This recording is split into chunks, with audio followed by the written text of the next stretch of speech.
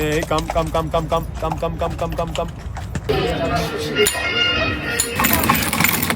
Oh, wow. Yeah.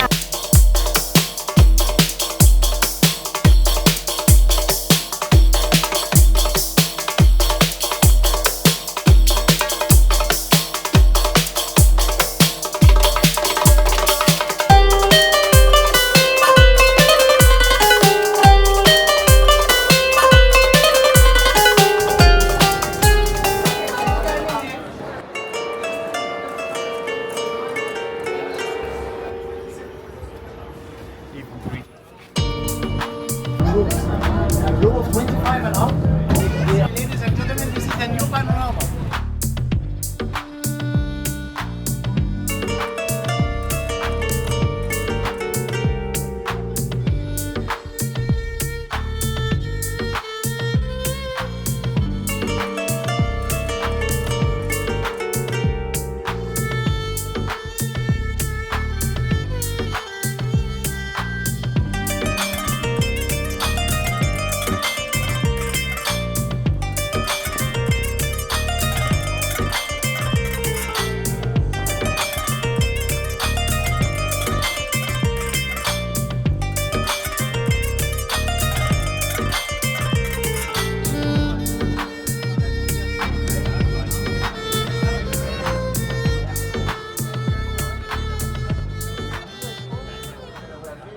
We're inside the Giza Pyramids area.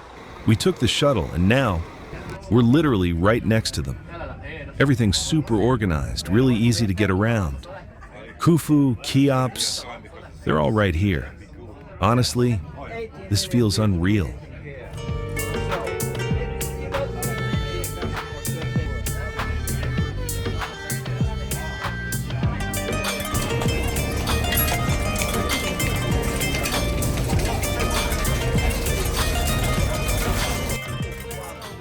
Climbing the steps inside the Sphinx complex, the Great Sphinx suddenly appears in front of us.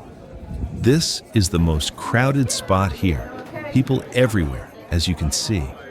And being here feels incredible. Carved over 4,500 years ago, the Sphinx is believed to represent Pharaoh Khafre. Hey, come. We've arrived on the boat, right on the Nile. For over 5,000 years, this river has been Egypt's lifeline. Cairo lights up around us as the city slows down. All right, let the entertainment begin.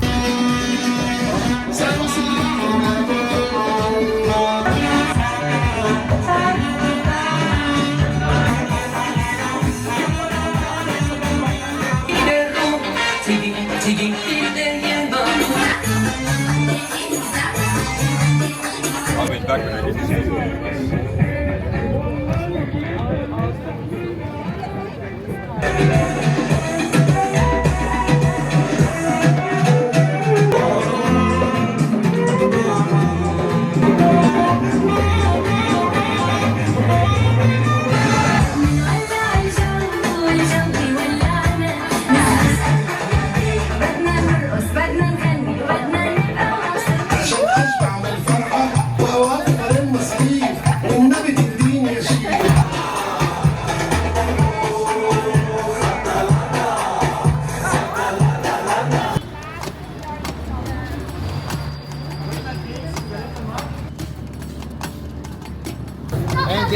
The street is cut by the Al-Azhar Street, which will be at the end of the tour for them. Right. But originally these are from the 11th century and still standing.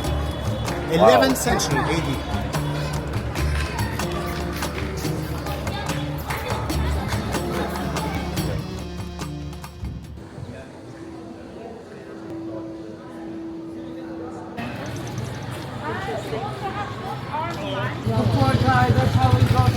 Pyramids where the coffee shops are sold on that street, like hookahs or cheese.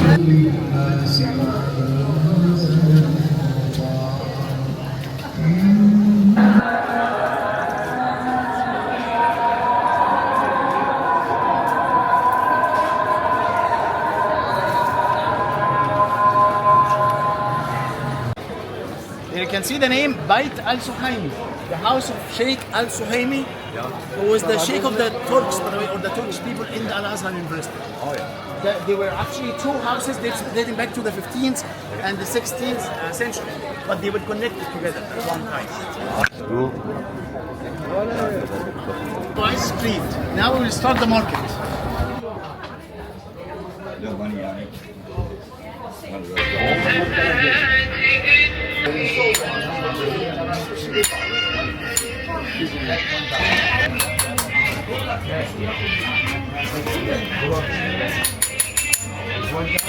We're walking through the narrow streets of Khan el-Khalili, Cairo's historic market dating back to the 14th century. Around us are small souvenir and clothing shops, spices, crafts, and everyday local trade.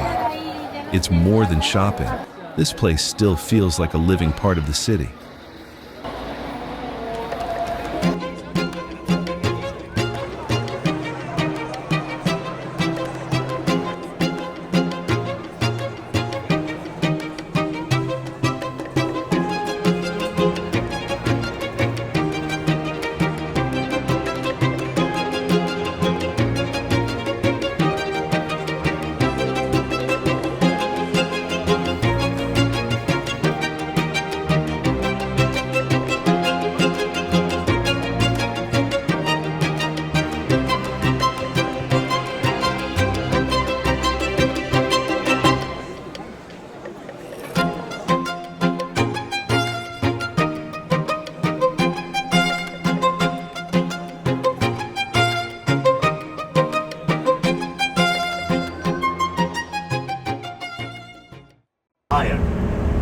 If it's a low or poor view, I can look to the left side. Two ruined mummies. So I have to go back.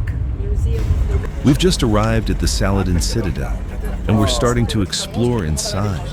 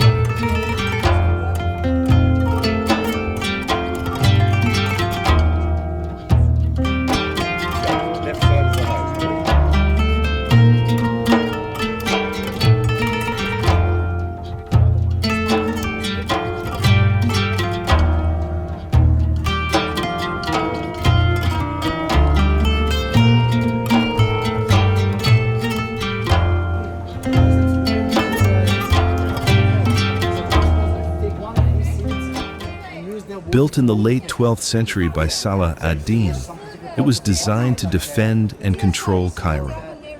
The Mosque of Muhammad Ali dominates the complex, Ottoman in style and inspired by Hagia Sophia.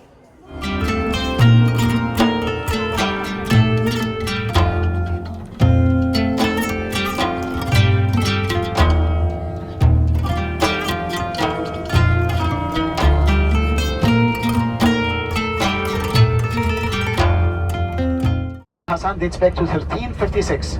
1356. So that street was known for the entertainment business, but mostly by the ones who fixes the music instruments. Al-Jamali surrounded the city with the large Islamic army back then. Would like to go to conquer some cities or some countries, they would leave through that door.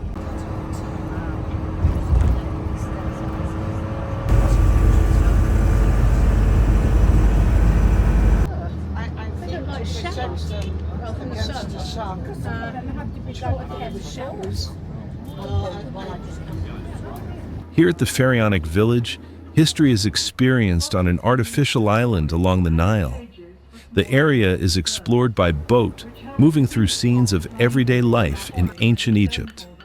Live performers recreate farming, crafts, rituals, and royal ceremonies, making the past easy to understand.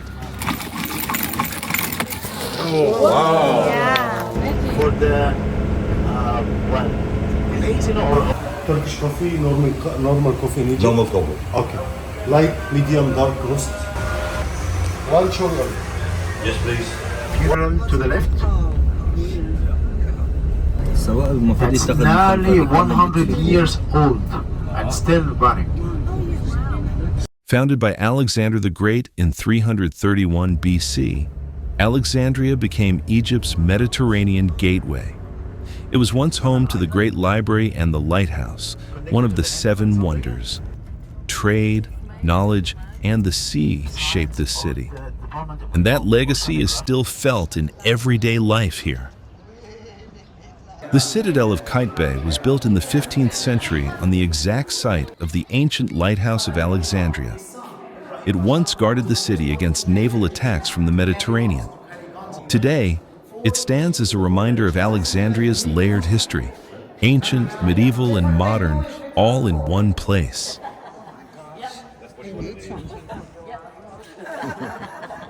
Astronomy, astrology. There you can see the design of the library. Sun disk emerging from the sea. Like shelves in the walls.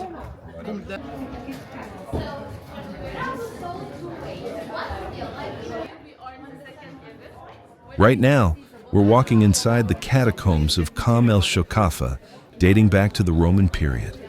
Being underground here feels different, quiet, heavy, and timeless. Ancient Egyptian beliefs blend with Greek and Roman design, revealing Alexandria's multicultural past.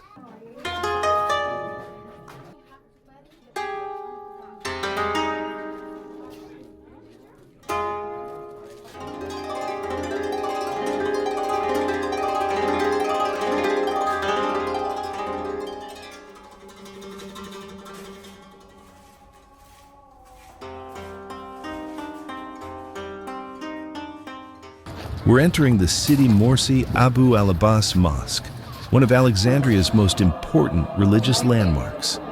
Inspired by Andalusian architecture, it's more than a place of worship.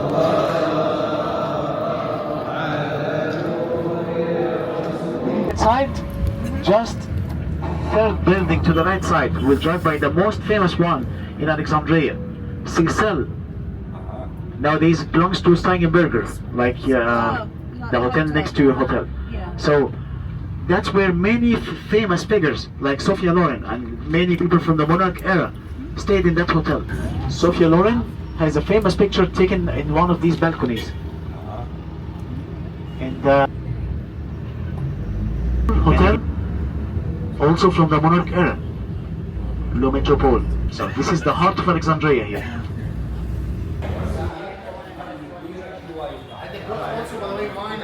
I have red wine, white wine, here, juice. Montaza Palace was built as a royal summer residence. Overlooking the Mediterranean, its design blends European and Ottoman styles, a quiet reminder of Egypt's late monarchy.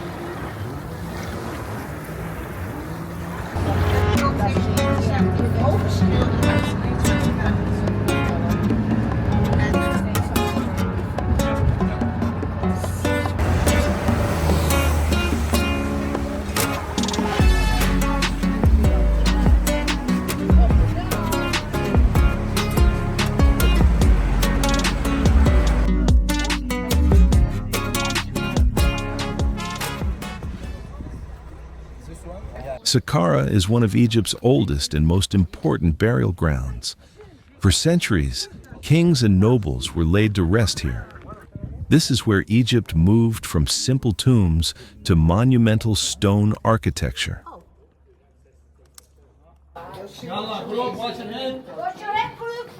The Pyramid of King Unas dates back to the 24th century BC.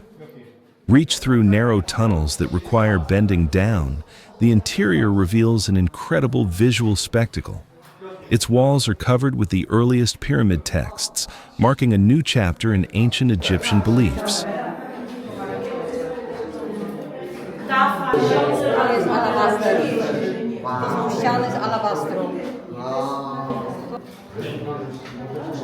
Oh gosh, let's get to work first.